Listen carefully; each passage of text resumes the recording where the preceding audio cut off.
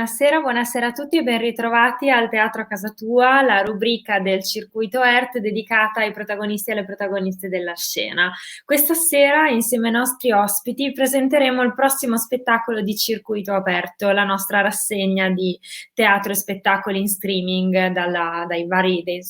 teatri del circuito del Friuli Venezia Giulia. Lo spettacolo si intitola I Guardiani del Nanga, storie di straordinario alpinismo, e andrà in onda giovedì 25 febbraio alle ore 21 sulla nostra pagina Facebook e sul canale YouTube. E ne parliamo dunque con la drammaturga Gioia Battista e insieme all'interprete Nicola Ciaffoni. Grazie per aver accolto il nostro invito e benvenuti. Grazie a voi. Grazie a voi. Buonasera a tutti. Sì, ciao. Ricordiamo che appunto lo spettacolo I Guardiani del Nanga abbiamo voluto, diciamo, metterlo in scena in una serata particolare e da un teatro non a caso. Infatti la registrazione e lo streaming dello spettacolo sarà dal Teatro Candone di Tolmezzo, che è sicuramente il più montano, diciamo, dei teatri del circuito ERT, sicuramente quello più a nord tra quelli di circuito aperto, ma anche la data del 25 febbraio non è una data casuale e chiederei appunto proprio direttamente a voi, a Gioia e a Nicola, di spiegarci perché è importante mettere in scena questo spettacolo proprio quel giorno. Intanto la data del 25 febbraio per noi era particolarmente importante perché ricorre il secondo anniversario della morte di Tom Ballard e Daniele Nardi, che è una delle 7 storie che formano il nostro percorso fino ad arrivare alla vetta del Nanga Parbat, che è la montagna di cui parliamo. E diciamo che lo spettacolo è stato anche poi fortemente ispirato alla loro storia, perché iniziando un po' a entrare nel vivo, abbiamo iniziato a scriverlo prima che succedesse questo fatto, quindi in qualche modo la loro morte ha condizionato poi lo sviluppo dello spettacolo e della storia, e quindi alla fine abbiamo deciso di lasciare proprio come ultima storia la loro e in qualche modo anche dedicargli questo spettacolo. Infatti appunto il titolo è I Guardiani del Nanga. Chi sono appunto questi 7 protagonisti, queste 7 storie che trovano poi spazio nello spettacolo? Rispondo io, anche se in realtà la domanda andrebbe posta a chi ha avuto l'idea di immaginare questa cosa, ovvero sia di scegliere 7 storie che ci sono sembrate particolarmente significative per come queste imprese sono state realizzate e per le motivazioni che sottendevano alle imprese stesse e ai protagonisti. Faccio uno spoiler, ma in realtà lo spoiler è nella prima battuta del testo, ovvero sia le storie, non parliamo di storie che finiscono bene. Anzi, proprio nel testo uno dei 2 personaggi, perché io mi ritrovo ad interpretare 2 ruoli, che sono il ruolo di un alpinista che ha il progetto di scalare questa montagna e il ruolo di uno sherpa che lo assiste e lo accompagna. Quindi ci sono questi 2 personaggi che spesso dialogano tra loro, e lo sherpa a un certo punto dice: no, io non voglio fare lo spoiler di questa delle storie, però lo sapevi fin dall'inizio, le storie non sono allegre, sono storie tristi, finiscono tutte così, ovvero sia finiscono tutte con la triste scomparsa dei protagonisti di queste storie. Le storie partono, diciamo, dal primo protagonista che ha tentato storicamente di scalare quella montagna, che è stato un alpinista inglese di nome Alfred Frederick Mammery nel 1895, esatto, è quello qua. Quindi, voglio dire, già alla fine dell'800 lui ha tentato questa cosa straordinaria di scalare questa montagna, che era una montagna estrema, lo è tuttora, e tra l'altro Mammery aveva una particolare filosofia che poi ricorre nel corso dello spettacolo, ovvero sia quella di scalare la montagna, lui sosteneva by fair means, che in italiano suona con mezzi leali, e per lui con mezzi leali, ma anche per numerosi alpinisti successivamente, Tomek è uno di questi, Nardi e Ballard sono un altro esempio, Elisabeth Revol, insomma numerosi alpinisti, anche protagonisti dello spettacolo successivamente, scalare questa montagna con mezzi leali o scalare in generale con mezzi leali vuol dire affrontarla alla pari, cioè affrontarla con quello spirito per cui non si cercano aiuti supplementari, si fa senza ossigeno, si fa in gergo si dice senza portatori, in gergo si dice in stile alpino, cioè in uno stile leggero, con poco materiale per riuscire ad essere il più agili possibile per arrivare fino in vetta. Ecco, Mammeri è stato forse uno dei primi che ha teorizzato questa idea di scalare la montagna soltanto con, nel testo raccontiamo, ramponi e piccozze. Nel naturale, appunto, l'assist a te sul testo, appunto. Come nasce questo testo? Insomma, da dove hai tratto ispirazione? Se hai fatto qualche lettura? Sei tu stessa appassionata di montagna? Allora, no, diciamo che il testo nasce da un'esigenza nostra di lavorare su un tema sportivo montano, quindi stavamo cercando qualche storia da raccontare proprio sulla montagna. La passione della montagna in realtà è di Nicola, perché è lui che arrampica ed è lui il capriolo della coppia. Invece io sono,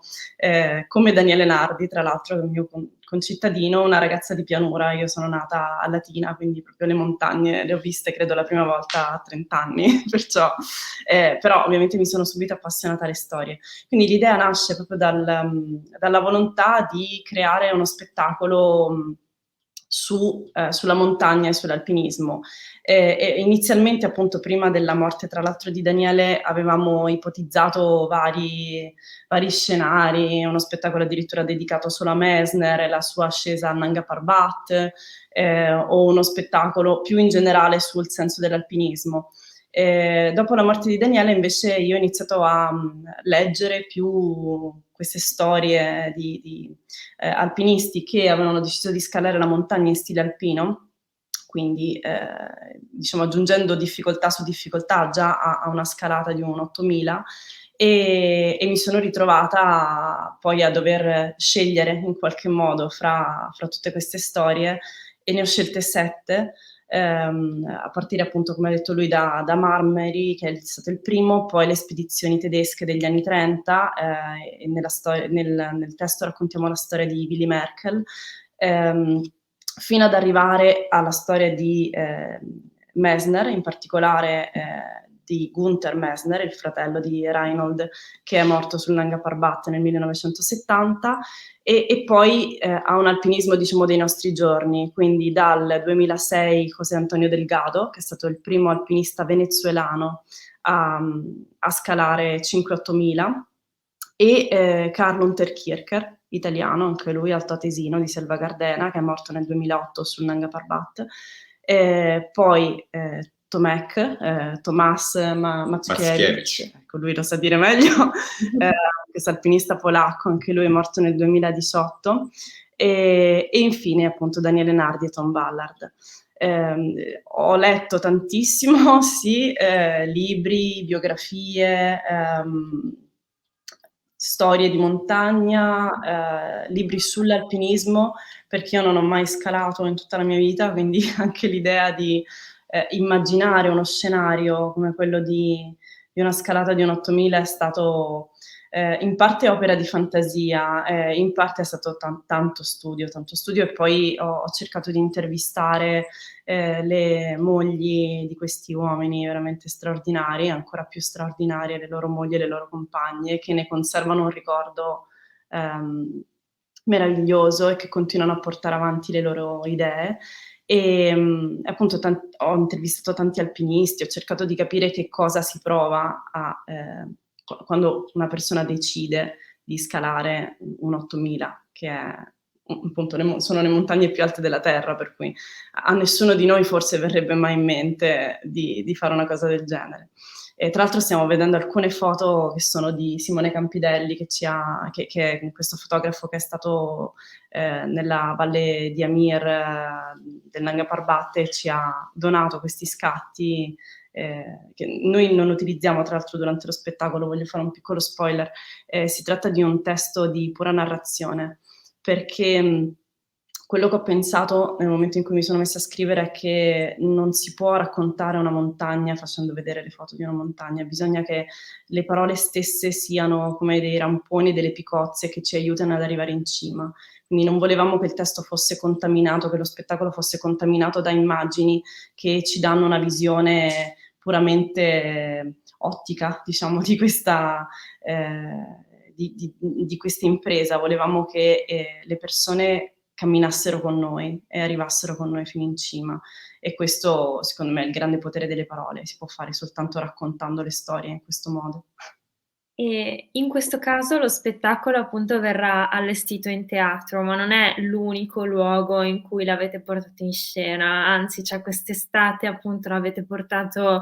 ai piedi poi delle Alpi, quindi delle montagne più alte che sono poi più vicine a noi. Che suggestione è stata appunto raccontare questa storia, che è una storia di montagna e di alpinisti, in cui i protagonisti proprio si intrecciano proprio con le Alpi attorno? Ma allora, una sensazione assolutamente magica, anche perché allora, quando abbiamo realizzato questo spettacolo qui eravamo tra l'altro a Belluno. Racconto un piccolo spoiler, no, non è uno spoiler, è una curiosità di questa fotografia. Di lì a poco si sarebbe scatenato, anzi si stava già scatenando, ma di lì a poco sarebbe diventato ancora più impressionante. Io conservo un video che lo testimonia, una tempesta micidiale, e il pubblico dello spettacolo era tutto assiepato dentro un piccolo capanno degli attrezzi, e io ero di fronte a loro. Abbiamo allestito queste due luci da basso, ed era incredibile perché sembrava proprio, cioè, nessun Hans Zimmer con tutti i suoi effetti speciali e colonne sonore non avrebbe mai potuto ricreare un'atmosfera così fedele a quello che stavo raccontando nel momento esatto in cui la stavo raccontando. Infatti noi ormai nella scheda tecnica dello spettacolo, quello che mandiamo ai vari teatri o ai vari enti per farlo, diciamo, allora, se si può, anche pioggia, neve, vento, qualunque cosa, noi facciamo lo spettacolo lo stesso, anzi rende più l'atmosfera. No, è stata davvero un'occasione davvero curiosa. Però la volta precedente, il debutto dello spettacolo, il debutto in realtà è stato in Valtellina, in centro al paese di Tirano,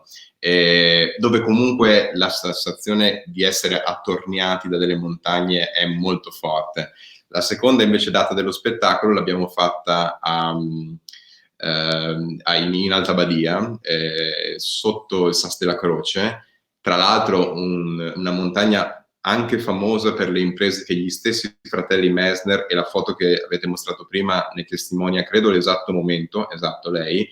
perché ci sono un paio di vie su quel sasso aperte da loro, che sono state anche delle vie molto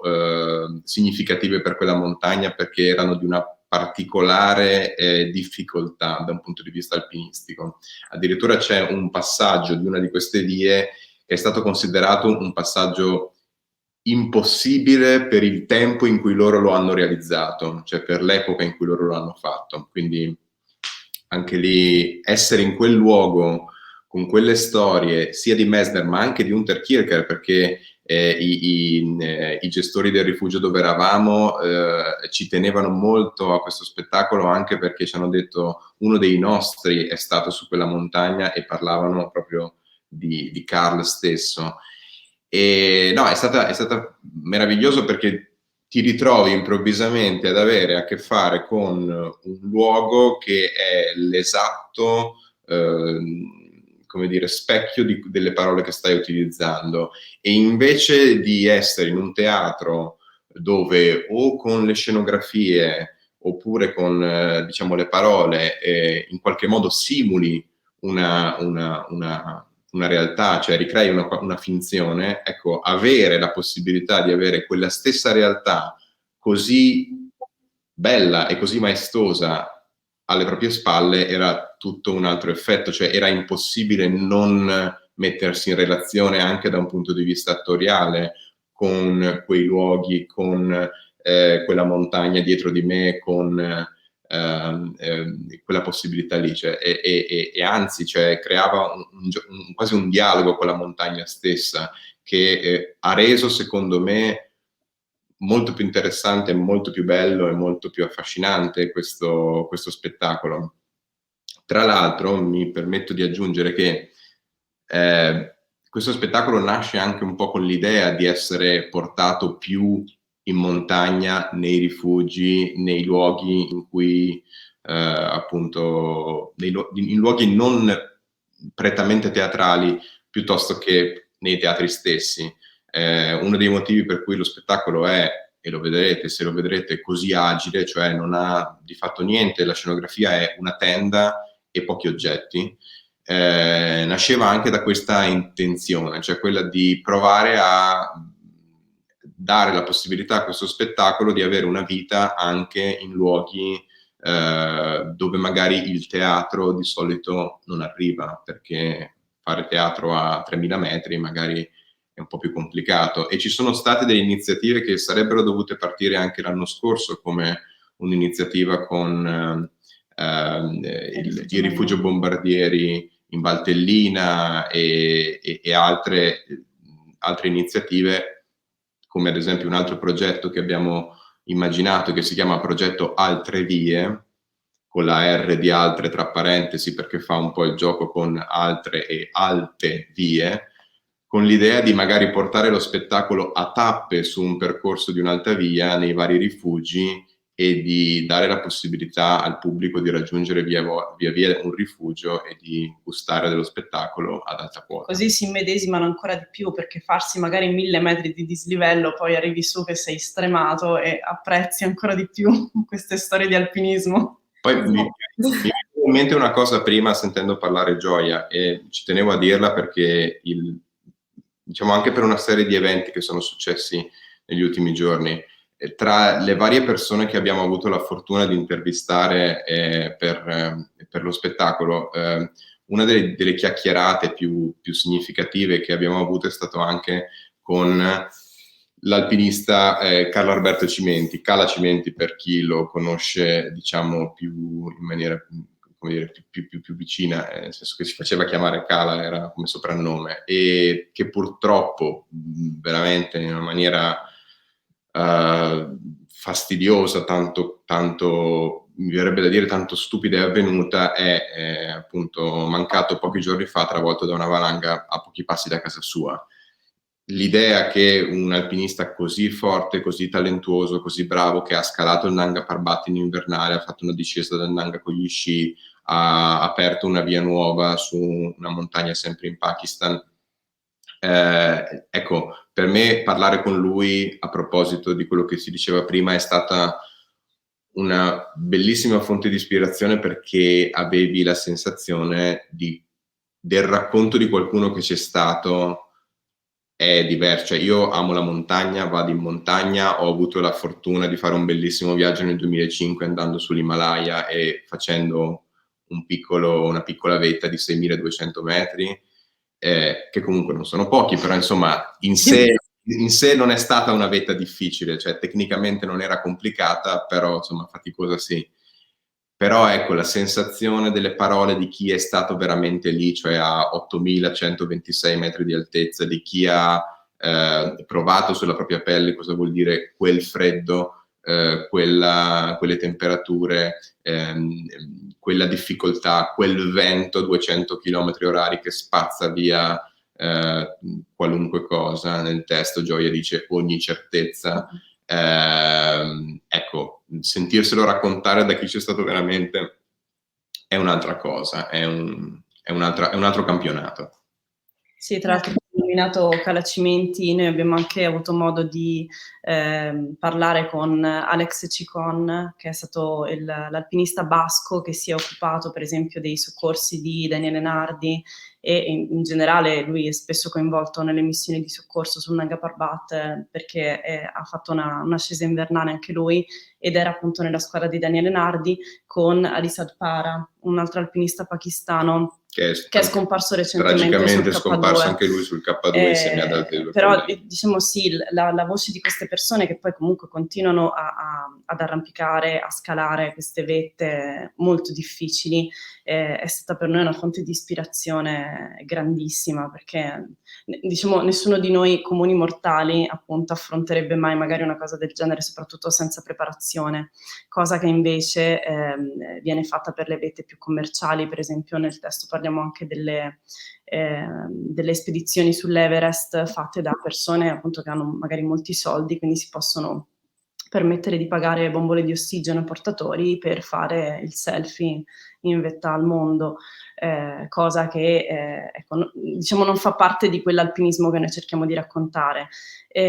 Quindi ci sono tanti discorsi che si intrecciano con queste storie nel testo, però per noi era importante anche ricordare queste persone. Infatti, cioè, mi colpiva proprio questo, cioè il fatto che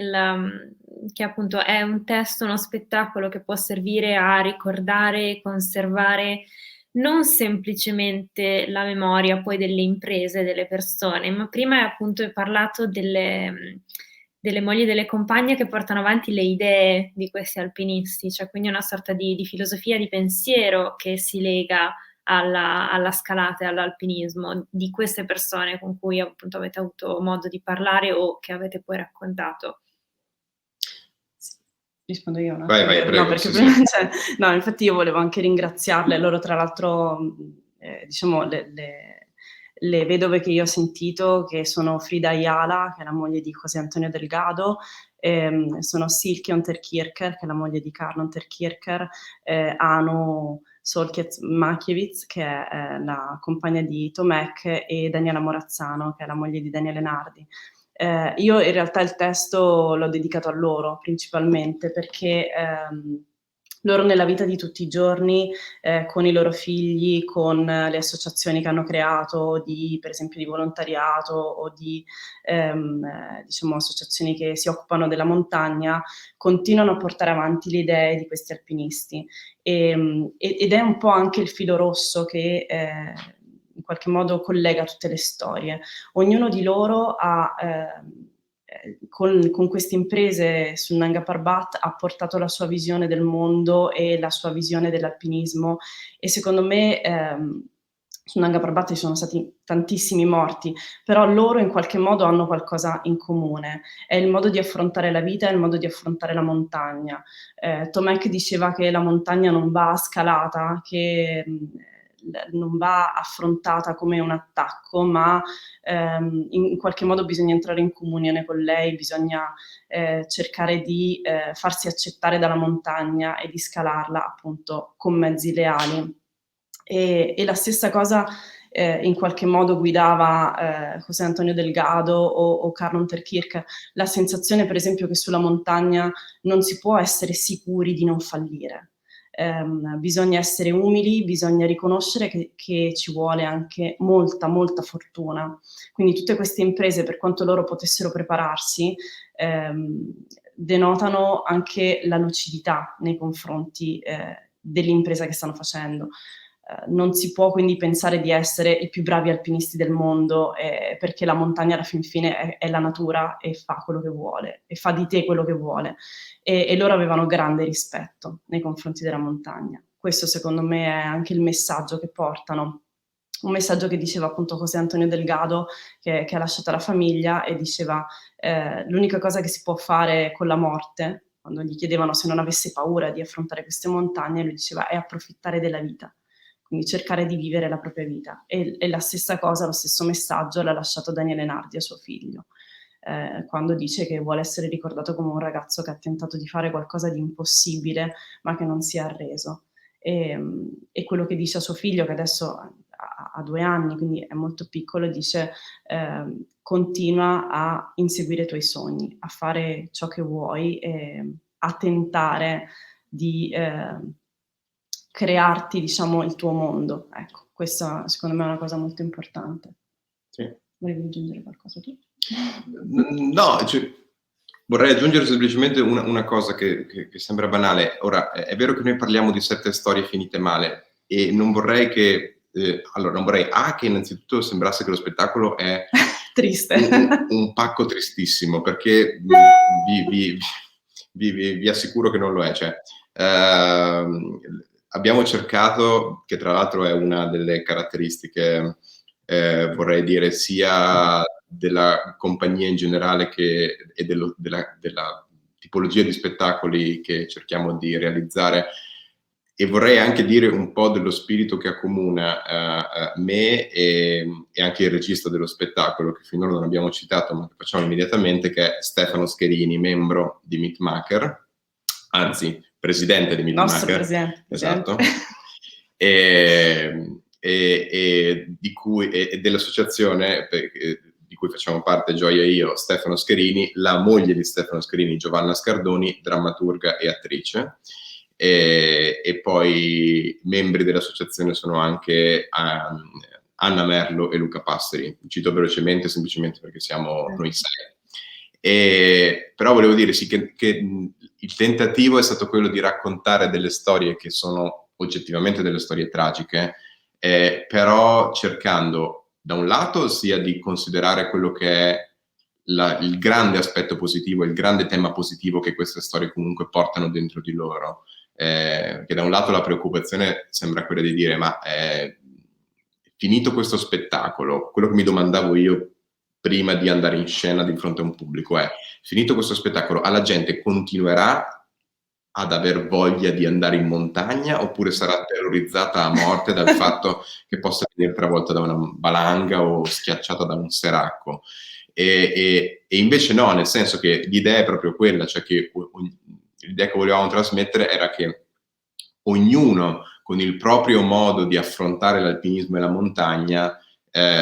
come dire, continui a capire che in realtà raggiungere una meta, ovvero sia la vetta di una montagna, e tornare a casa, perché in montagna quello che spesso si dimentica è che c'è anche, cioè che anzi che forse la parte più pericolosa è proprio la discesa della montagna, perché psicologicamente sei già arrivato, cioè hai già detto, boh, ho piantato la bandierina. Il nostro personaggio Pemba dice ha piantato la piccozza sulla cucuzza della montagna. Dice, ecco, non hai vinto quando ecco appunto la picozza, non hai vinto quando hai piantato la picozza, hai vinto e sei tranquillo e salvo quando sei tornato a casa, perché bisogna anche rientrare e bisogna anche tornare. E il maggior numero di incidenti, tra l'altro, in montagna si verificano quasi sempre in discesa, in particolare. E quindi ognuno con il proprio approccio all'alpinismo, con il proprio modo di vivere la montagna, con le proprie possibilità, le proprie capacità, ad ognuno secondo me è indirizzato in maniera diversa lo spettacolo, sperando che ognuno abbia voglia di capire qual è il proprio limite, conoscerlo, affrontarlo, delle volte magari anche provare a superarlo di quel giusto minimo che basta a provare a darsi una chance in più, una prospettiva leggermente più alta, ricordandoci che però questo limite vale per la montagna, ma in realtà la montagna in questo caso diventa una enorme e come dire, azzeccatissima metafora per la vita, dove anche lì abbiamo i nostri limiti, abbiamo le nostre mete, abbiamo i nostri sogni, abbiamo i nostri desideri e insomma affrontarli e tentare di realizzarli, ecco, quella sarà la nostra vetta, la nostra personale Volevo dire, vetta. tu hai citato Stefano e tra l'altro c'è una curiosità riguardo al testo. Intanto Stefano ha fatto un lavoro eccezionale perché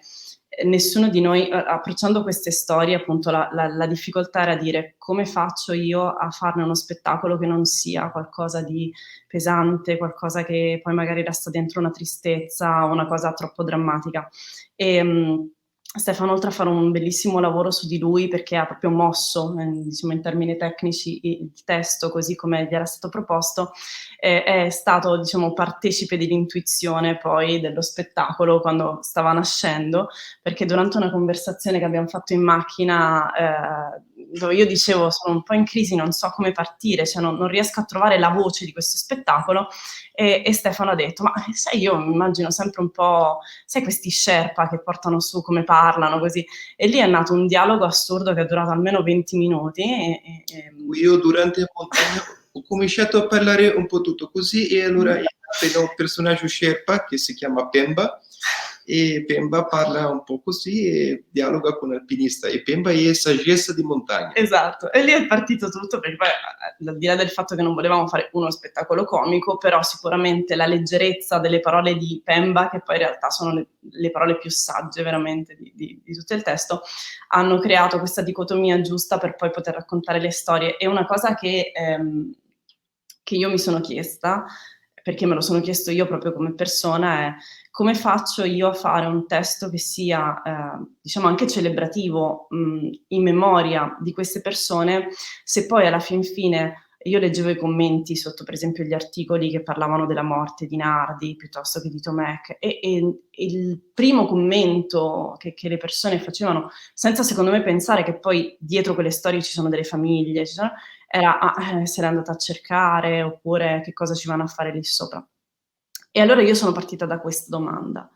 dalla domanda di: ma cosa ci vai a fare lì che muori di freddo quando ti va bene? E questa domanda è stata messa all'inizio proprio perché il testo dimostra tutto il contrario, cioè ci porta in realtà a parlare di queste storie come se fosse inevitabile andare lì su, perché quando si hanno dei sogni, quando si fa quel mestiere, quando si vuole intraprendere quella carriera, bisogna appunto, come diceva Nicola, spingere l'asticella del limite un po' più su, e alcuni di noi hanno dei limiti che noi non ci sogniamo nemmeno, però sì, non è per che questo sono... troppo spesso secondo me si dimentica il fatto che, cioè, allora, l'alpinismo è palese, è evidente, cioè è un mestiere pericoloso. Vai in luoghi inospitali dove la natura è fortemente padrona di quei luoghi, quindi cioè da un lato chi sta a casa dice vabbè, sai, stare appunto nel proprio appartamento a leggersi un libro è enormemente, cioè la probabilità che ti capiti qualcosa è infinitamente minore, senza dimenticare però che ci sono una quantità straordinaria di mestieri anche sì, o anche sport, cioè citavamo in una chiacchierata con un alpinista che abbiamo parlato, cioè il motociclismo, chi corre sulle macchine, cioè, nel senso solo che siamo stranamente abituati per uno strano gioco di coscienza collettiva a considerare alcuni sport più pericolosi di altri. O alcuni lavori più o meno pericolosi di altri. Sì, ma anche no, e comunque anche un po' chi se ne importa, considerando che quelle persone lì hanno fatto veramente quello che hanno voluto fino alla fine. E la cosa curiosa è che le persone che hanno lasciato, i cari che hanno lasciato in vita, nel senso che sono rimasti in vita a posteriore della loro morte, per quanto siano stati molto arrabbiati, anche disperati, tristi di questa mancanza, però ad oggi, e questo lo confermo perché anch'io ho avuto la possibilità di dialogare con le 4 mogli e diciamo dei 4 alpinisti più recenti, ad oggi ancora loro dicono sì, ma era quello che lui voleva fare, e in qualche modo non riescono a non considerare che questa cosa qua faceva parte del gioco, che si poteva andare incontro a questo, che era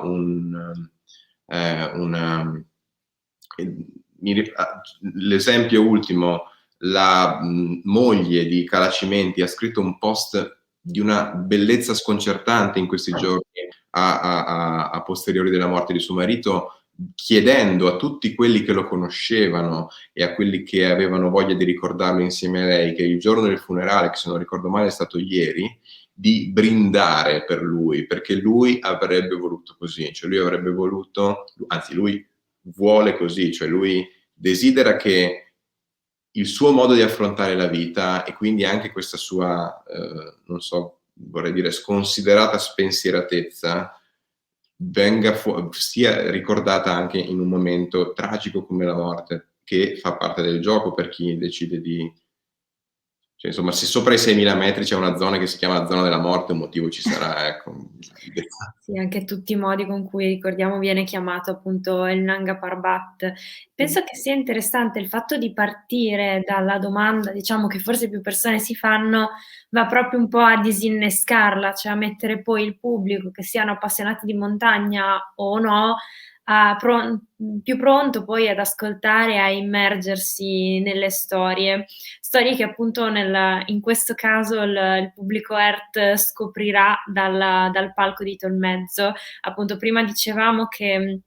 lo immaginate itinerante molto vicino alle montagne, e penso sia stato naturale appunto optare su un teatro che ha le Alpi attorno, quindi anche se magari la connessione non può essere visiva, penso che a livello di spirito questo